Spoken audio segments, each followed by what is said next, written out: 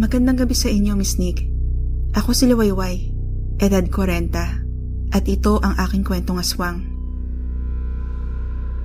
8 taong gulang ako noon. Nangyari ito doon sa bahay namin sa Marikina. Bale ako, bunso sa magkakapatid, 5 ko pang mga kapatid, at yung asawa ng panganay kong ate lang ang nasa bahay nung panahon na iyon. Yung nanay ko kasi, nag-stay sa isa pa naming bahay sa Novaliches. Yung tatay ko naman, nagtatrabaho sa Saudi. Isang maulang gabi, mga lampas 6:00, nasa sala kami, kasama si Bayaw, nanonood ng TV. Hindi ko na matandaan kung ano ang pinapanood namin sa TV, kasi matagal na ito nangyari. Habang yung panganay naming ate, nagpapahinga na sa kwarto.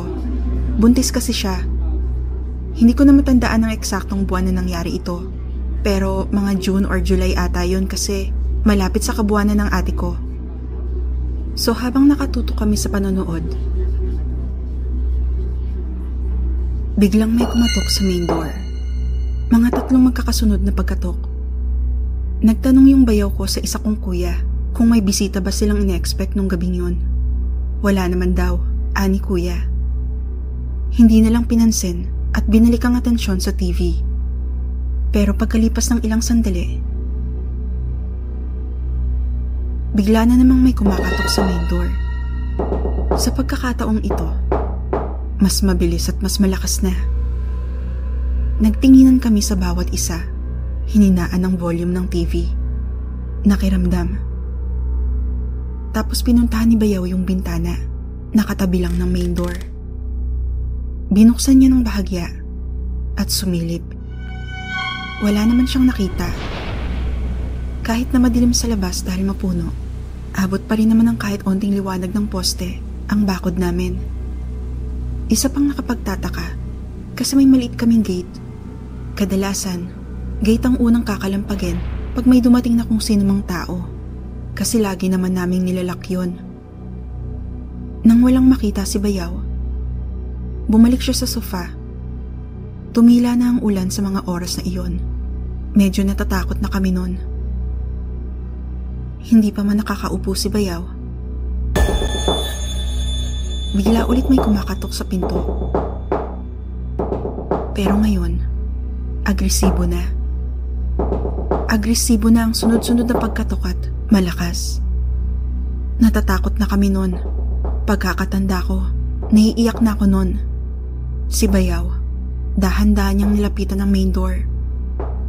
Tapos sinilip niya ang siwang kung may tao sa labas. Habang patuloy ang agresibong pagkatok. Wala siyang nakitang anino o anuman sa siwang. Nagising na yung buntis kong ate at pinuntahan kami sa sala kasi nga nagkakagulo na kami. Pagkalipas ng ilang sandali, natigil yung katok. Akala namin wala na talaga.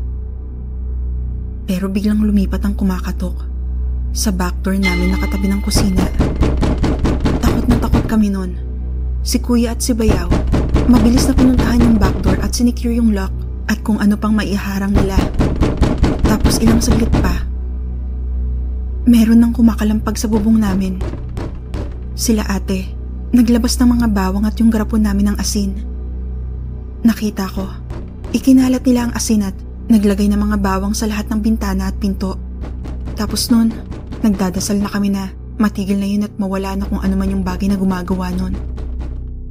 Natigil naman ang ingay pagkalipas ng ilang minuto. Dala siguro ng takot at pagod, nakatulog naman ako at ng iba ko pang batang kapatid. Pero sila Bayaw, hindi nakatulog at nagbantay hanggang mag-umaga. Kinabukasan, dumating si mama mula Novaliches. Kinuwento namin sa kanya ang nangyari nung gabi. Hindi siya naniwala. Sabi niya, guni-guni lang daw namin yun. Kasi daw kung ano-anong pinapanood namin. Bago kasi mangyari yung insidenteng yun, bali-balita na sa area namin sa Marikina na may tik-tik nga daw o aswang na gumagala. Kinuwento rin namin kay Papa nung magbakasyon siya sa Pinas galing Saudi. Pero tulad ni Mama, hindi rin siya naniwala. Pero yung isa naming tita na nakatira din sa kabilang barangay sa Marikina, naniwala. Superstitious din kasi yun. Siya rin yung nagbilin sa amin na Palagi maglagay ng bawang at asin sa pinto at bintana. Takot daw kasi ang aswang sa mga yon. Hindi na naulit ang nangyari nung gabing yon. Mahirap talagang paniwalaan ang mga kwentong aswang. Pero kasi, na-experience namin firsthand.